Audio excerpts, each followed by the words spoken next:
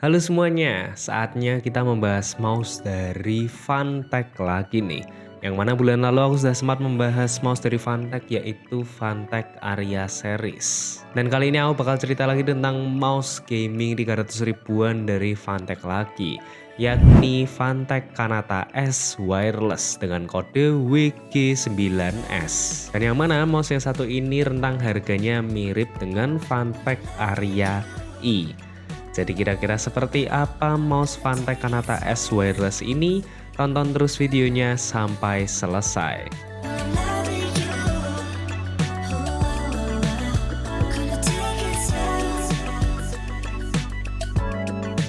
Kembali lagi di Frag Gaming Store Channel bersama Jojo di sini, dan ini dia boxnya untuk Fantech Kanata S Wireless WG9S. Yang mana untuk mouse ini harga tepatnya itu ada di angka 319.000. Dan untuk rentang kelasnya menurutku dia ini masih ada di kelas yang sama seperti Fantech Aria E, yang mana memiliki selisih harga ada di Rp70.000 karena untuk Fantech Aria E itu dijual di angka Rp389.000. Nah, di video ini mungkin aku akan banyak membahas atau membandingkannya sedikit dia dengan apa yang diberikan oleh Aria E. Sedikit saja kok, nggak terlalu banyak. Intinya kalian prefer yang mana sih? Kanata S yang lebih murah ini atau mending ambil Aria E sekalian? Tapi sebelumnya mari kita unbox dulu untuk Fantech Kanata S Wireless yang satu ini. Pertama-tama kita mendapatkan mouse-nya nih, dan warnanya itu kita mendapatkan warna merah. Dan buat varian warna WG9S ini ada 3 varian, yakni merah, orange, dan hitam. Lumayan menarik buat yang warna orange-nya ya. Lanjut kita mendapatkan kabel USB Type-C to Type-A, lalu ada kartu garansi dan juga manual guide. Jujur saja isinya simple banget. Kita tidak mendapatkan aksesoris apapun selain kabel saja. Rasanya gimana gitu ya? Ya walaupun memang Fantech Kanata S ini ada di 300 ribuan kecil. Kalau kalian mau aksesoris yang lebih lengkap bisa lari ke Fantech Aria E saja. Nah, sekarang mouse-nya aja nih. Impresi pertama aku langsung merasa mouse yang satu ini besar dan berat. Ukurannya ini kalau aku bilang masuk ke big mouse. Dia lebar dan panjangnya terasa sekali. Lalu untuk beratnya sendiri ada di angka kisaran 87 gram. Ini mungkin cocok buat kalian yang punya tangan panjangnya itu lebih dari 19 cm dan jari-jari kalian itu besar. Bentuk yang besar dan lumayan berat ini bikin feeling gripnya itu cocok buat palm grip yang nyantai dan rileks. Dipakai rileks gini bikin bagian permukaan telapak tangan bisa menempel dengan baik ke permukaan mouse, seperti resting position gitu. Tinggi hamnya pun juga pas buat menumpu telapak tangan ini. Tapi kalau mau diajak claw grip juga bisa, walau rasanya claw gripnya nggak bisa yang terlalu mencengkram gitu, kurang agresif lah. Lalu coating dari mouse ini sendiri terbilang cukup licin menurutku, teksturnya matte tapi nggak yang grippy. Kalau tangan kalian berkeringat jadi lumayan licin. Tapi yang aku suka di sini adalah build quality-nya yang terasa solid.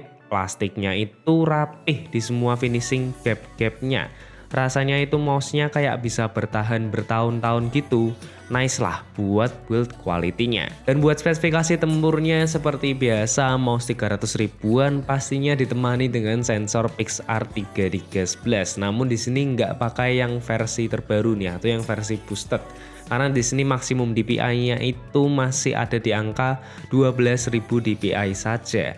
Ya tinggal kalian sesuaikan saja lah, kalian mau 3311 yang boosted sampai 24.000 DPI atau 12.000 DPI itu sudah cukup buat kalian. Dan untuk polling rate-nya sendiri ada di angka 1000 Hz seperti biasa ya untuk mouse di kelas 300 ribuan. Dan buat koneksinya sendiri di sini hanya bisa dual koneksi saja. Di sini bisa wired kabel ataupun wireless dongle 2.4 GHz. Buat kalian yang nyari Bluetooth koneksi sayangnya tidak ada di Fantech Kanata S Wireless yang satu ini. Lalu buat switchnya di sini menggunakan Wano Blue Shell White Dots yang rasanya itu lumayan clicky dengan rasa timbal balik yang lumayan minim menurutku. Buat suaranya sih kayak gini nih.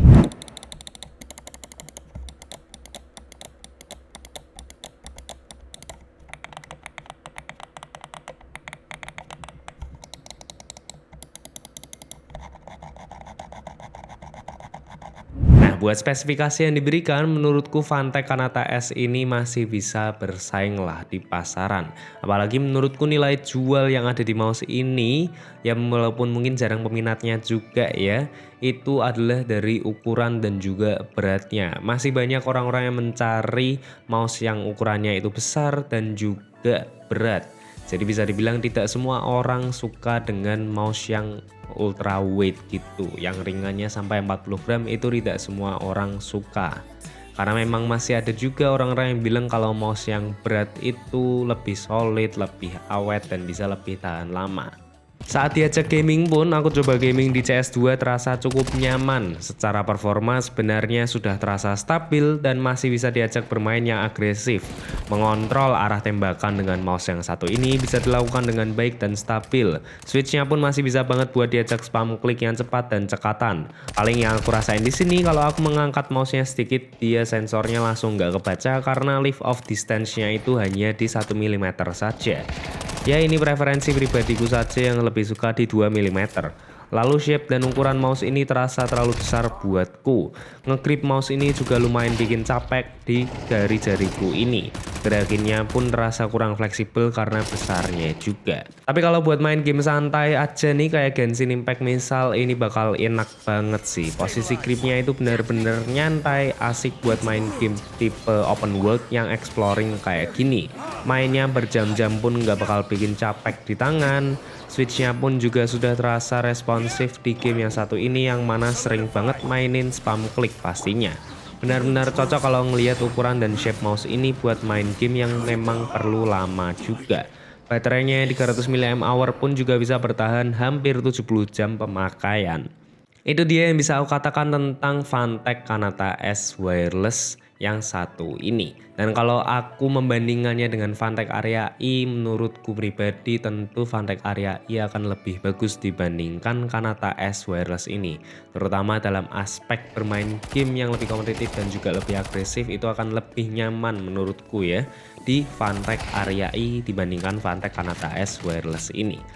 Namun kalau kalian memang memiliki budget yang terbatas, kalian tidak punya tambahan 70.000 itu atau prefer 70.000 itu dibelikan hal yang lain saja, menurutku Kanata S Wireless juga bisa menjadi pilihan.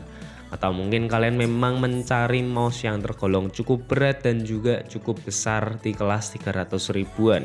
Kanata S Wireless ini bisa banget menjadi pilihan buat kalian tentunya. Nah sekiranya itu saja opiniku tentang mouse Fanatec Kanata S Wireless ini.